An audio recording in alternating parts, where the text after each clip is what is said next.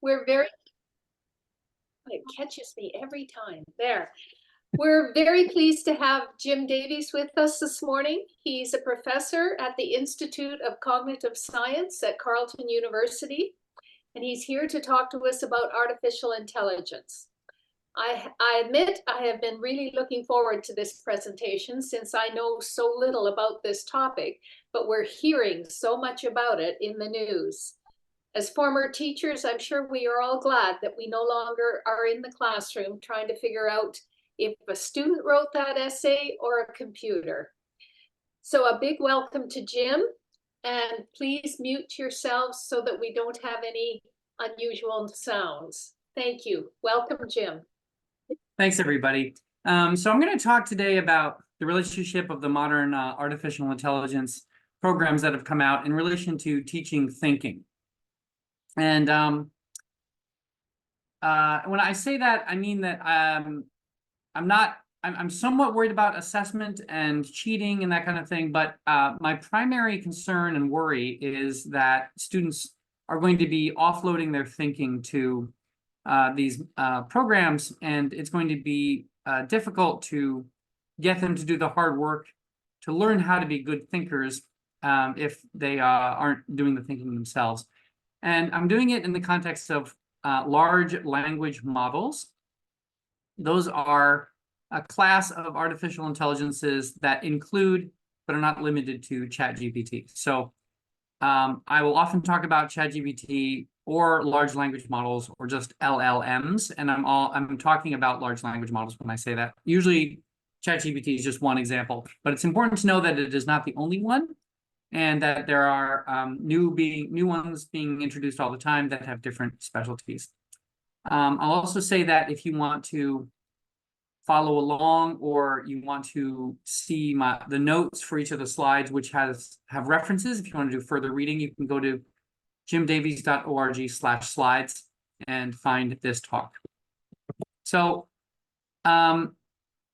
a lot of this stuff on these large language models, people are talking about writing and teaching writing, okay? And as I said at the beginning, I'm somewhat interested in writing, but I'm more interested in learning how to write as a vehicle for learning how to think. We teach writing, I think, mainly so that they can think. And I have a very strong conviction that learning how to write, thinking about what you wrote, rewriting what you wrote, seeing your ideas in some external medium, and then reflecting on them is a way to teach thinking, critical thinking, and I'm sure many of you share that conviction.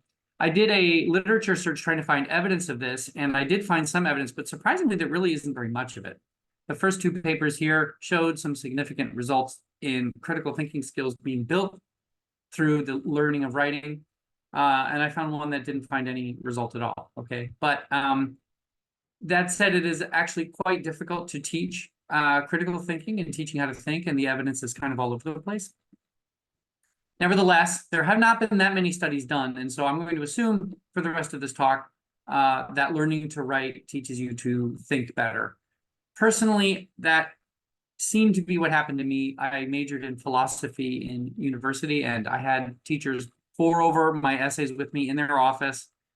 Like, what does this sentence mean? Why is this here? And it really made me better about learning how to think, and I'm concerned that students aren't going to get that opportunity anymore.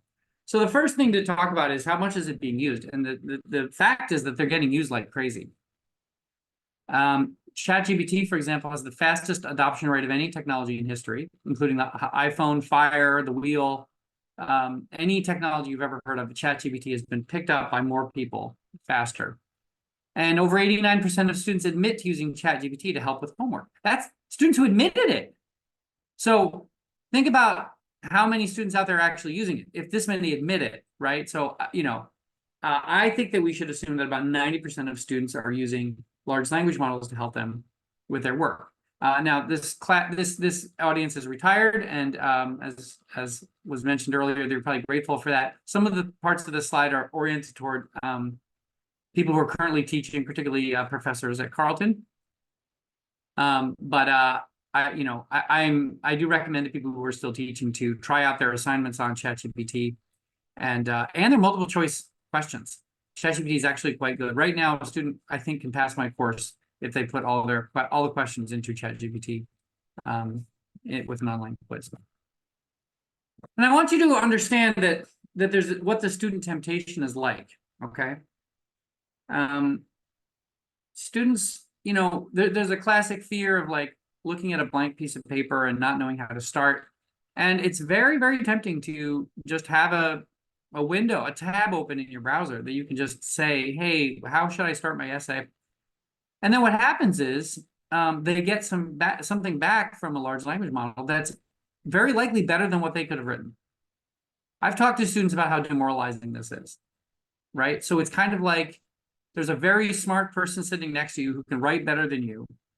And all you got to do is ask them for help and they'll give it to you. And in the face of that, students are expected to struggle through, writing themselves, which is for many people an extremely tedious, unrewarding process. I love writing. I've written 3 books. Well, I've written more than that. I've published 3 books.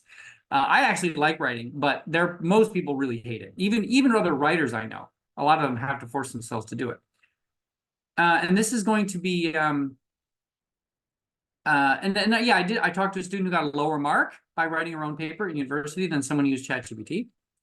So we really don't want to put students in a position where they have to sacrifice their own grades to learn how to think.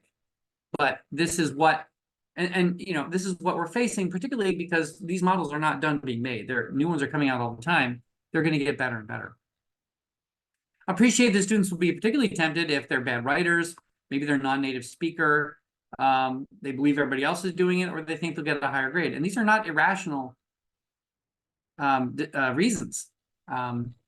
It's really getting to the point where you have to make some kind of a self-sacrifice, certainly of time, to teach yourself how to think. And the other problem is that we absolutely cannot catch them. Okay, so the AI detectors have been created, but they're not very good. So pure ChatGPT, if pure means that you literally type in one prompt, you get output, and you turn in the output, no changes at all. Okay. AIs can detect that was created by ChatGPT at only a rate of 74%, which is not high enough to prosecute a student for plagiarism. If they alter the text slightly, it goes down to 42%, so below chance.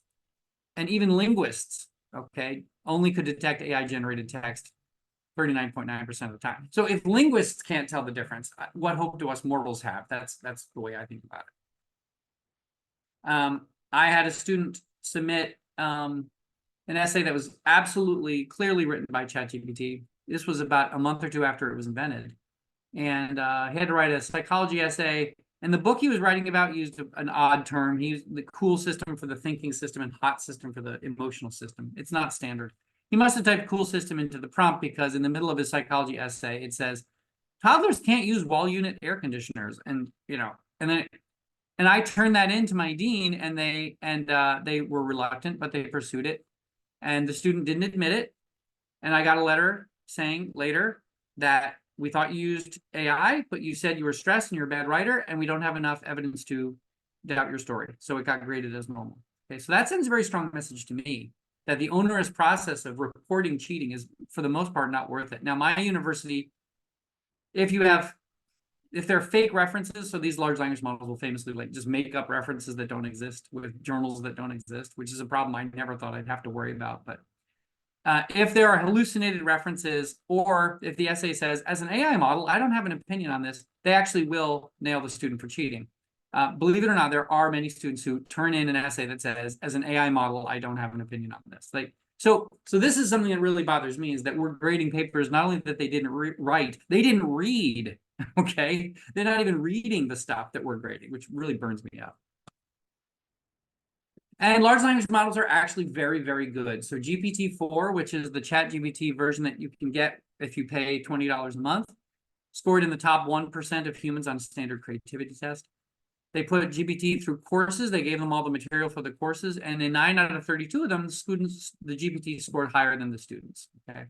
So in university, at least, there are always some students who are taking your classes. They have to, or think it's stupid, and they have other classes they care more about. Maybe they'd be happy just getting a C mark.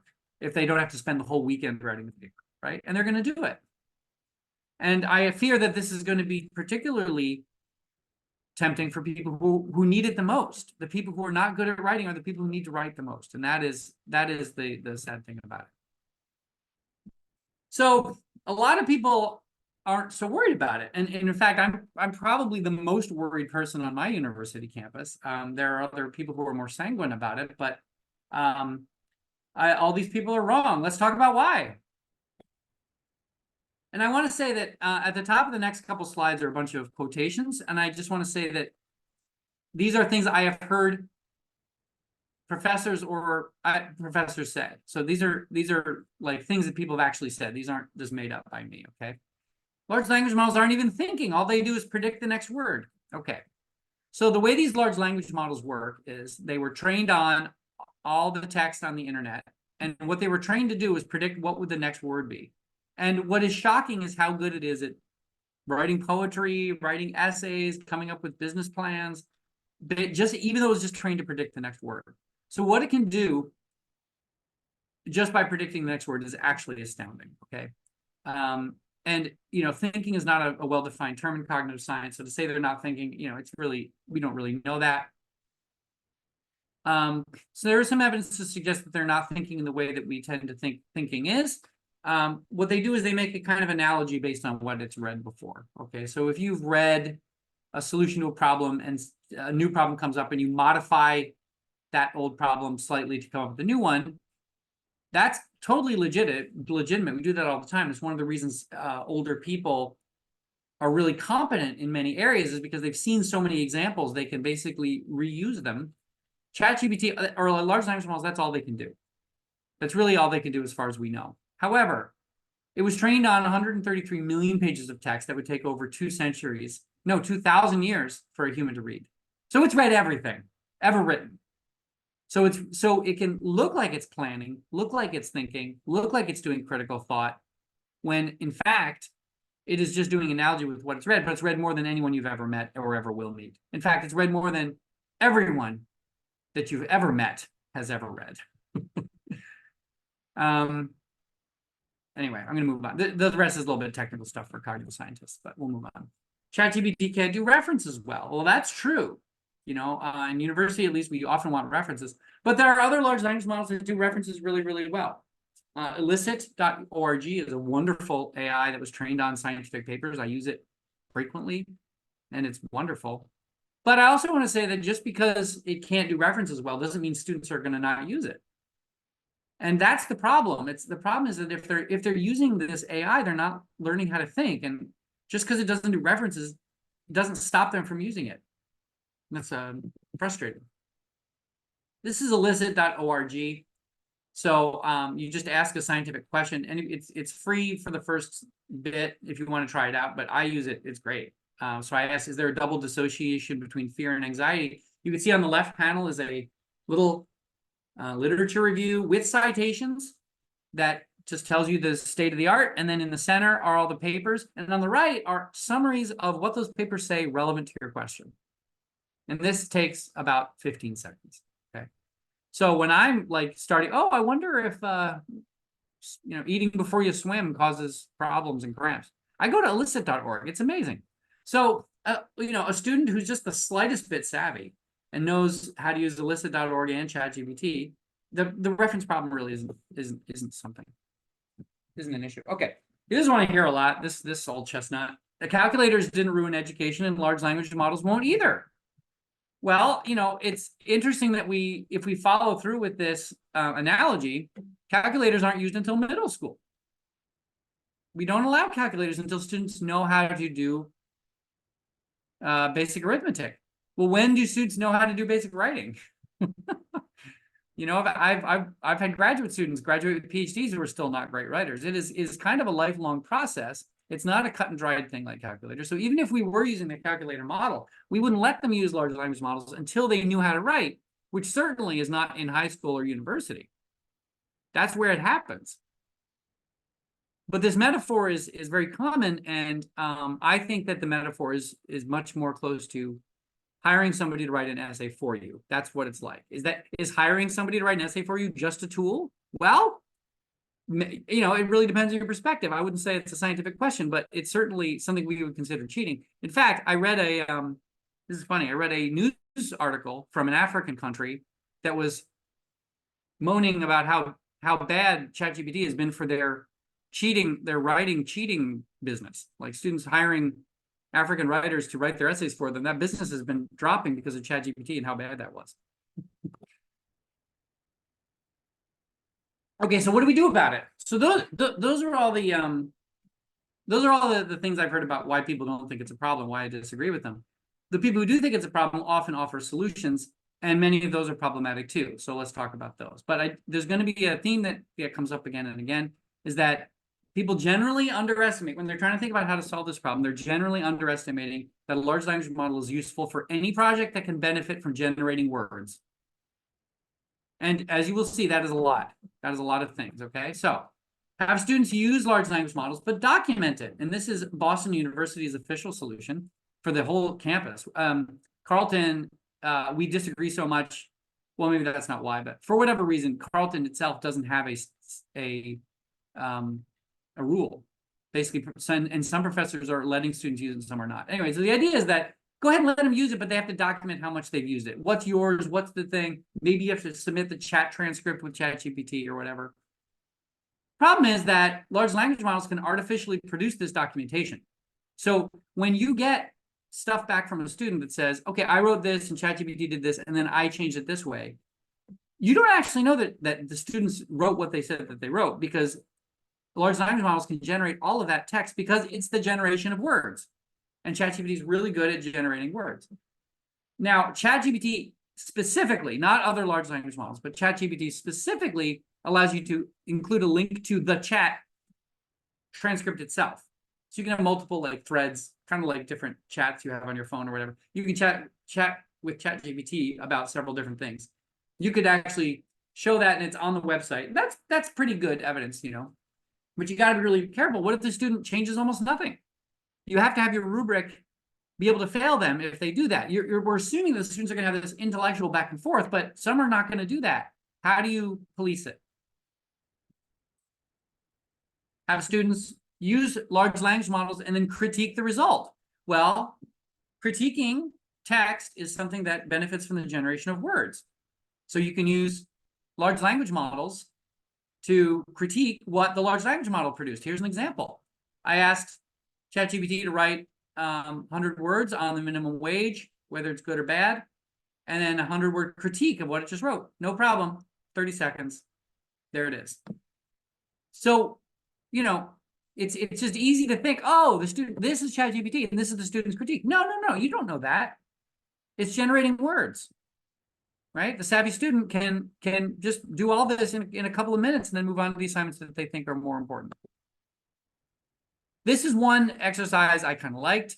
This professor had students prompt ChatGPT, come up with essays, and then go through the PDF or whatever, or the Word document, and highlight in red everything that was wrong, in green everything that was right, in yellow everything that was irrelevant. And this is like an example, just the colors of how much. And the students were shocked at how much red there was. Is this a valuable learning exercise? Yes, it is. But this and other solutions I've seen are actually just teaching students about ChatGPT, which is interesting and maybe important, but we're trying to teach history and cognitive science and accounting. I mean, not every class can just be about ChatGPT. So this is not teaching students how to write or think. It might be teaching them how to think a bit. I mean, it's fact checking basically, but it's not like working through an argument or anything like that. Okay, have students write by hand and then scan it. Okay, well, unfortunately, you can have ChatGPT generate text and then you can write it down. If you need proof, I've done it right here. So please write 10 words about cognitive science, and then I wrote it down and took a picture of it. So you can get a handwritten essay from a student, and you might be fooled into thinking that it is actually written by them, but no, it is, just because it's written in their handwriting doesn't mean that they designed the text. It's the generation of words, and large language models can do it. Have students submit several drafts. Also doesn't work for the same reasons. I just had I had ChatGPT write about the difference between or write about implicit memory and then write a better draft, and it did. It wrote a different draft. You can actually tell these language models write it like 10th grader. Write it like in a confusing way. And then you can have it say, okay, now improve that draft to make it a little better. And you can see how a teacher would be totally fooled by that, right? So, a savvy student can completely make a mockery of this by submitting several drafts, all created by the large language model. Not everyone's going to do it, but, enough that it's going to hinder the education. Have students given a slideshow, have them give a presentation. Well, presentations are mostly words, people. So here's an example. I said, please generate a 100-word transcript of a talk about the benefits of bilingualism with descriptions of pictures that would be used on the slides. Here. Got all, and then what you can do is you can say, you can ask it to flesh out the text for each one of those slides. And then you go to a different AI to even get the pictures. I mean, like the whole thing could be AI generated. Just because a student's standing up there saying words doesn't mean they wrote those words. There's nothing about an oral presentation. If they're allowed to work on it at home, there's nothing about it being oral that means that they wrote it. So it doesn't work. How about require oral exams? Oh my God, look out. I mean, first of all, it doesn't teach thinking and writing. It's only evaluative.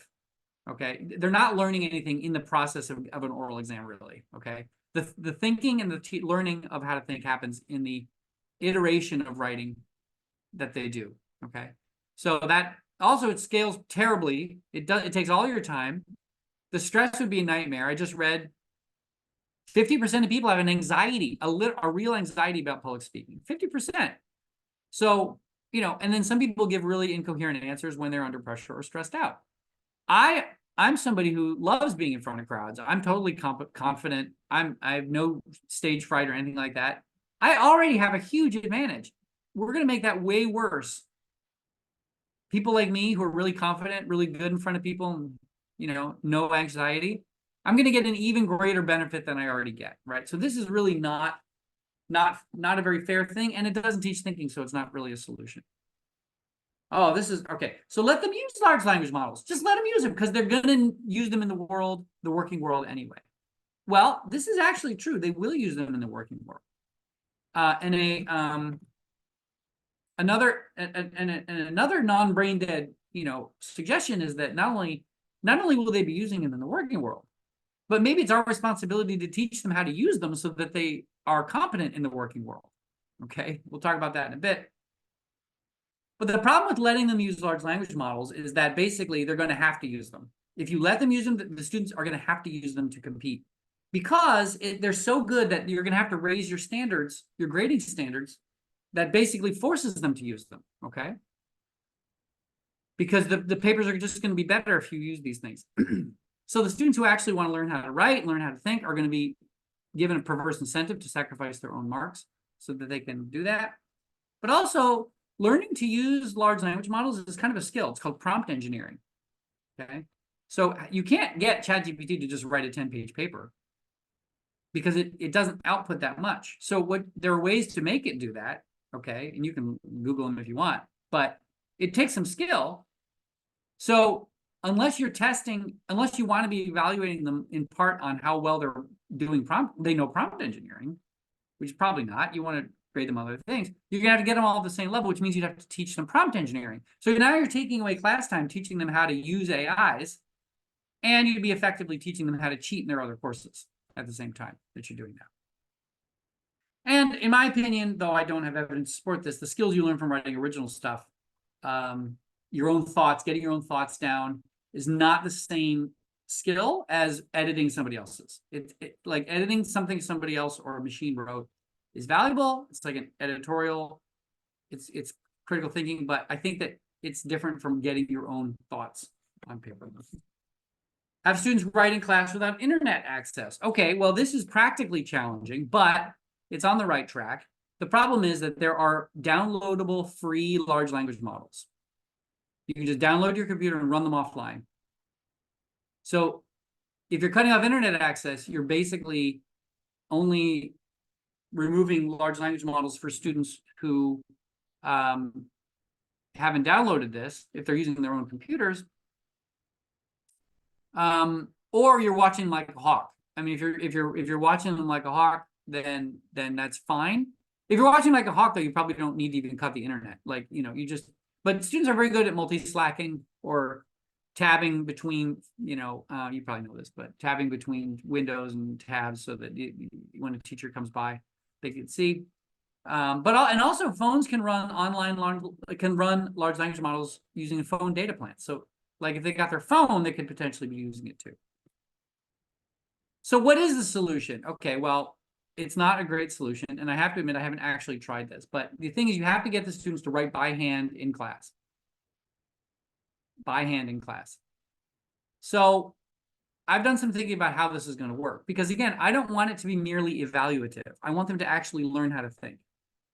And if you use like an exam booklet, we call them blue books in the US, I'm sorry, but I think exam booklet is probably what you guys say in Canada, but it's like a little tiny bound book with staples in it, for exams.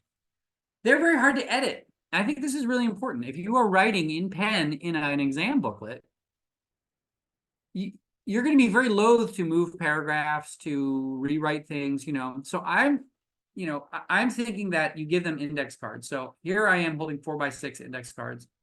Just a picture there to show you how big they are, and my dog, just something to look at.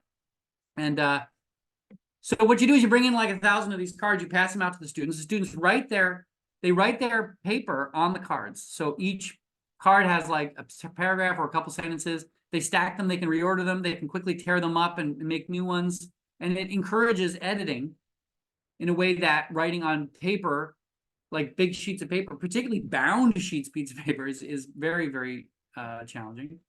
And then at the end of class, they just put their name and student number or whatever on the top index card and hand you the stack of cards, and that's their paper that you grade. Now, the nice thing about this is that you can actually write on those cards and add in your own cards when you grade it and turn it back.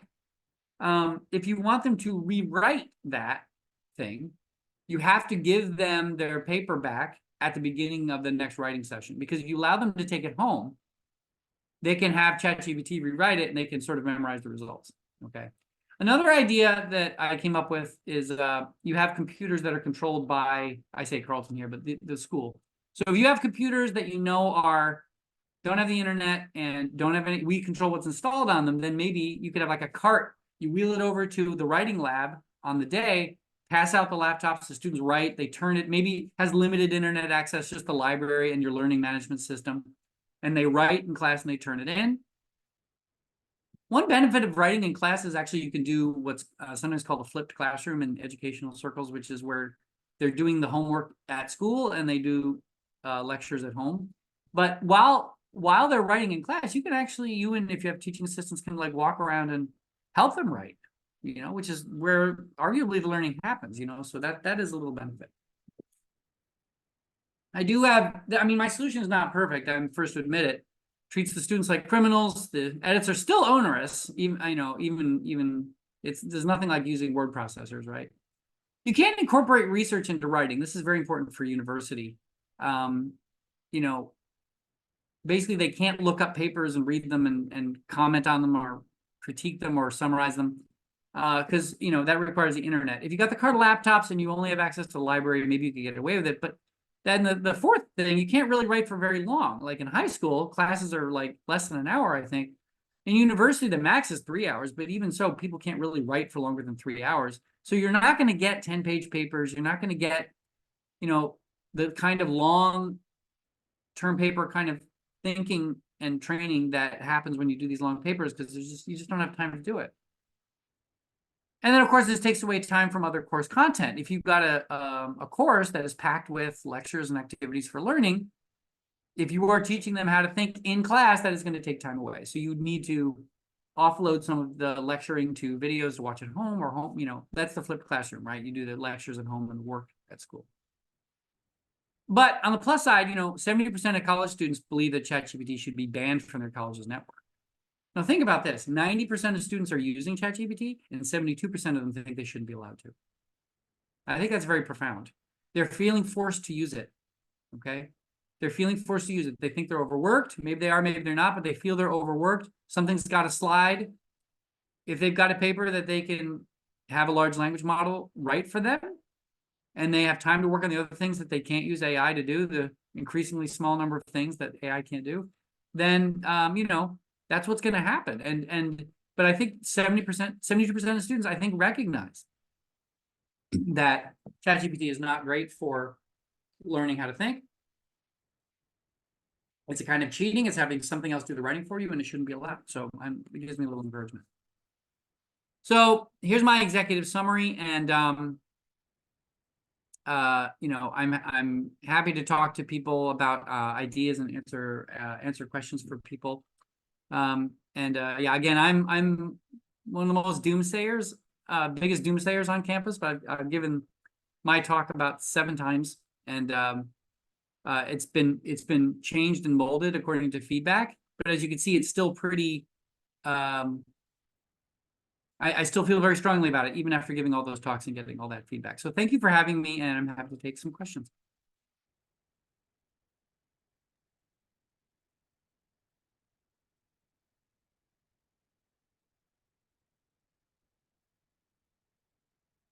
Are most professors, are they working on some kind of a system or something that they use to try and evaluate essays, or they just assume that they've been written with AI?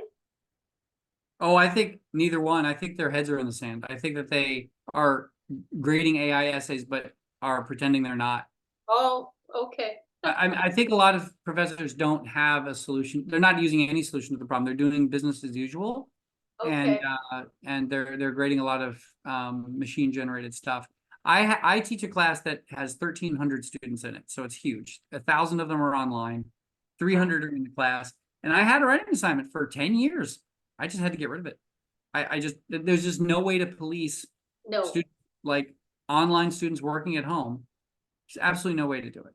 And so I just cut the writing assignment completely. It's sad, but I did. Yeah.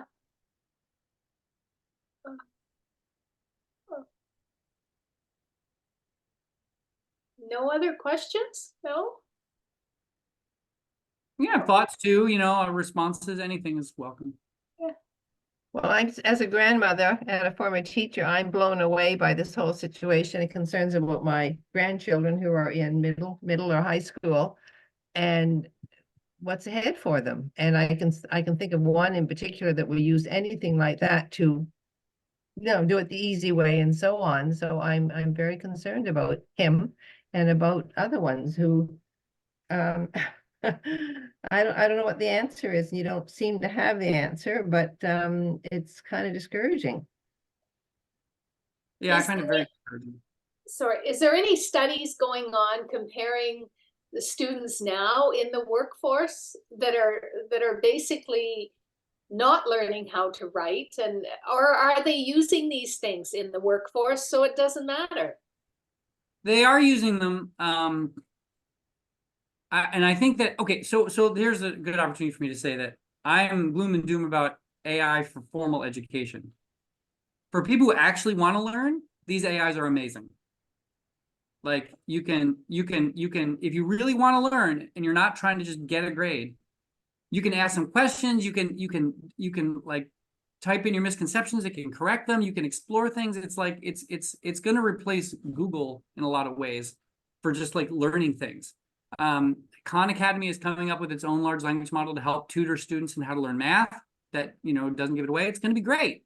And also productivity in the world, like, like a large number of computer programmers are using it. I used AIs to help me do some programming recently. My productivity was increased 3-fold.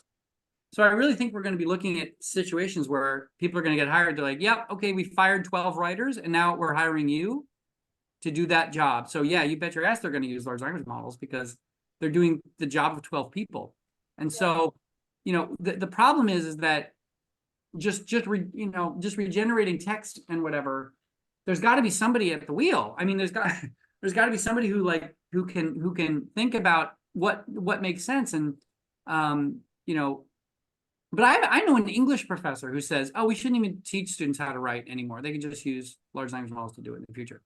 He doesn't think that learning how to write is learning how to think. I mean, maybe he's right, but to me that sounds crazy. So yeah, I mean, they're good. They are already using large language models, and businesses are increasing their productivity by using them. So they're certainly not useless. Yeah. You know, it's just, you know, I think it's too early to know if we've got a generation of people who can't think. I mean, I think it's a little bit too pessimistic to say at this point. Sorry, Mary, I cut you off. Did you, No, there's nothing, you know, as I said, I'm a little discouraged. I mean, I knew it was there and I yeah, didn't realize how bad it was. And I'm sure that, as I said, of this one particular one, and probably many other ones are using it to hand in their assignments. And you're talking about college, I'm talking about high school. Yeah, I And think all the problems are worse in high school. say that again, All the problems I'm talking about are worse than high school. are worse in high school, yeah. Because they don't even have the Even bigger problem. maturity to know that you know that how this is hurting them. And so it's I'm glad I came and listened to you, but I'm rather discouraged, I have to tell you. yeah. Well, not only it's worse because students don't have the wisdom, but it's also worse because the things that high school students are expected to do are things that are even easier for large language models to do. Okay, yeah. You know? So I want to has everyone used ChatGPT? No. No, I don't know anything Let about it. me give you a little demo. That'll be fun. Hold on.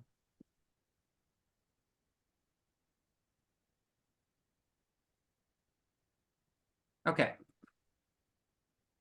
So, Mary, what did you teach? I taught French. Shelley, what did you teach? I taught special education. Yeah, okay. So so you could say like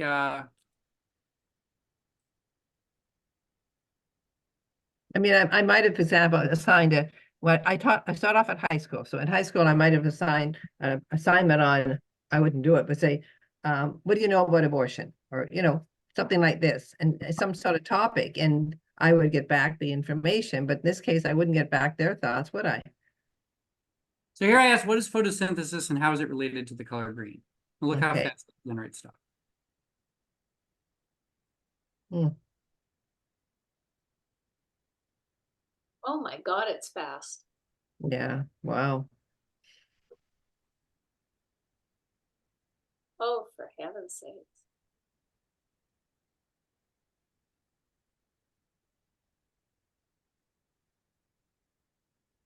And you said you can gear it to any age or grade level? Let me see here. So the way you do that is you say you are a fourth grader. Describe photosynthesis.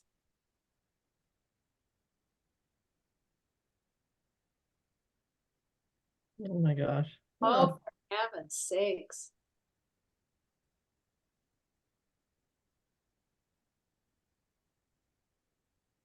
It's amazing, but it's frightening that it can do that. Yeah. Okay. Now I'm just gonna show off a little, or I mean, it's not me showing off. It's ChatGPT.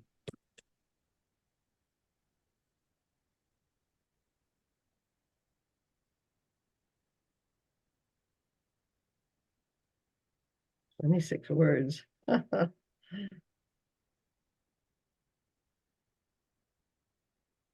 Oh my. Oh, for heaven's sakes. You are showing off. Yeah.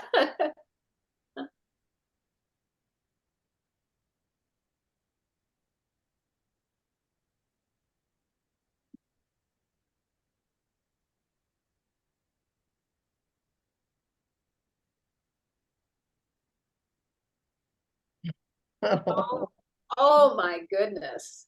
How long would it take you to do that? Oh, You days. know, right? Hmm. Oh, Oh man. And how is this accessed?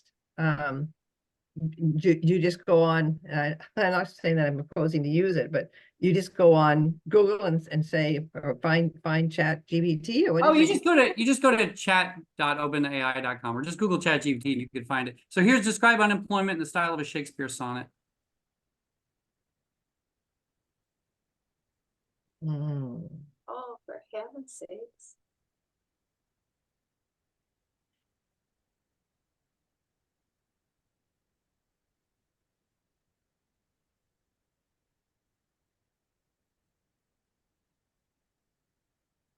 Mm-mm. So this is what we're up against. Yeah, And so no matter what the teacher comes up with as a topic, it can be covered by this easily. Well, so it's not good at incredibly recent stuff. So GPT stands for generative pre-trained. The pre-trained means that it was a transformer, generative pre-trained transformer. And the pre-trained means that it's all trained at once and then it stops. So it doesn't have any information that was after the training stopped. So stuff that happened yesterday in the news, it doesn't know about. okay. So I don't want to say it could do anything.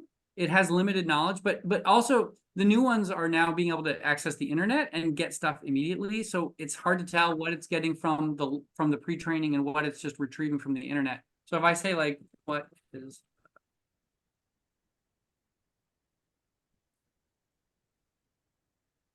so I'm paying, I have ChatGPT, this is ChatGPT 4. I'm paying for the pro version, which I think gives me a little bit more. Hmm. Now, I don't know if this is actually getting stuff from the internet. Now, but if you use, or if it's just making up words, it could be doing either one. But if you use Bing Chat will actually tell you what web pages it got information from. And Bing Chat is another large language model that you can use.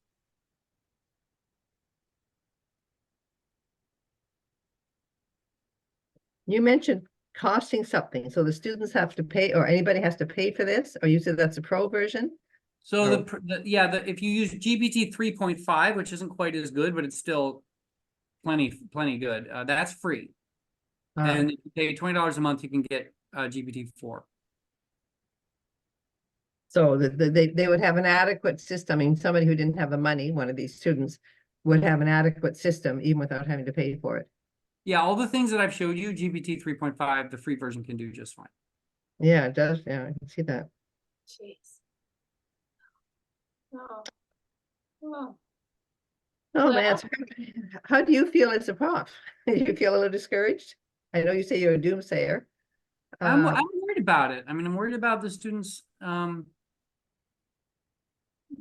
having to do the hard work it takes to become really, really good thinkers, and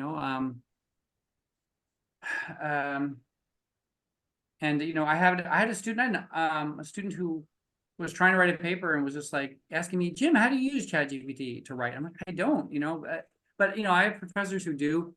And the student just said that, talked about the temptation and how hard it was, and I recommended, let's like stop using it for a while, because it's also really good for like brainstorming. Like you want to write an essay about tennis balls, like the economics of tennis balls or something. You can just say, what are the things I should cover, and it'll give you, and it'll tell you things you didn't think of, right? But there's a fine line between that and it actually doing it for you, doing the writing for you. So it's incredibly useful, and that's why it's so problematic.